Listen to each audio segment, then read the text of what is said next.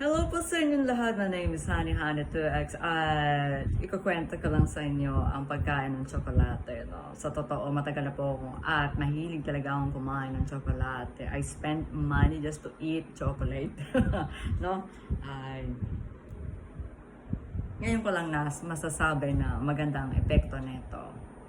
Siyempre kapag kumain ka ng tsokolate, mapapangiti ka talaga at mapapasaya ka. Kaya siguro, hindi ako mukhang may problema, di ba?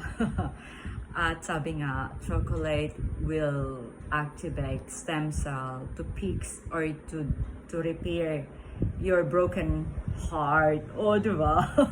Nahil ang broken heart ko nang dahil sa tsokolate. Ay. No, kaya kung may problema kayo sa buhay, kumain kayo ng dark chocolate. Saka na nyo isipin yung solusyon sa problema nyo. Kumain muna kayo ng tsokolate para gumanda kayo.